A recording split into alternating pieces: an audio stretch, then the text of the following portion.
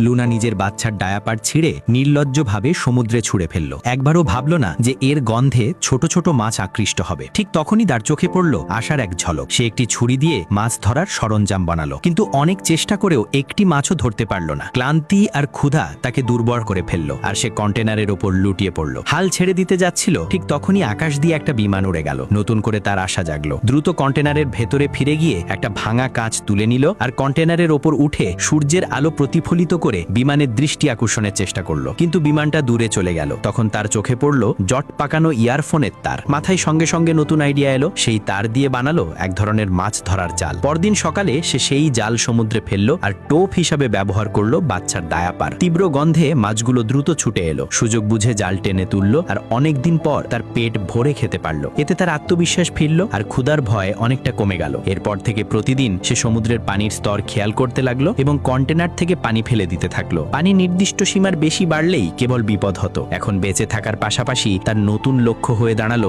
উদ্ধার পাওয়া। সে কাগজে বড় করে SOS লিখে প্লাস্টিকের বোতলে ভরে একে একে সমুদ্রে ভাসিয়ে দিল। আশা করলো কেউ না কেউ সেটা খুঁজে পাবে। ধীরে ধীরে পানির স্তর কমতে শুরু করলো। পরিস্থিতিও কিছুটা স্বাভাবিক হলো, কিন্তু এক রাতে হঠাৎ জোর শব্দে তার ঘুম ভাঙলো। বাইরে এসে দেখলো শব্দটা আসছে ভেসে যাওয়া একটা কন্টেনার থেকে। ঠিক তখনই তার মোবাইল চালু হয়ে গেল এবং সেখানে এলো জ্যাকের কল। কষ্ট করে ফোন আনলক করে লুনা তার স্বামীর শেষ মেসেজটা পড়লো। জানা গেল সীমান্ত পেরোনোর সময় জ্যাক ধরা পড়ে গিয়েছিল এবং পালানোর চেষ্টা করায় তাকে গুলি করে মারা হয়। মৃত্যুর আগে সে লুনাকে শেষ বিদায় জানিয়েছিল। এ খবর শুনে লুনা ভেতর থেকে ভেঙে পড়ল, কিন্তু নিজের নবজাতক সন্তানের জন্য হাল ছাড়ল না। 26তম দিনে পানি এতটাই বেড়ে গেল যে তাদের ঘুমানোর জায়গা পুরোপুরি ডুবে গেল। চাপ এত বাড়লো যে কন্টেনার থেকে আর পানি ফেলা সম্ভব হলো না। এখন তাদের একমাত্র উপায় ছিল কন্টেনারের ওপরেই থাকা, কিন্তু এটাও সাময়িক সমাধান ছিল, কারণ ধীরে ধীরে গোটা কন্টেনারটাই ডুবে যাচ্ছিল।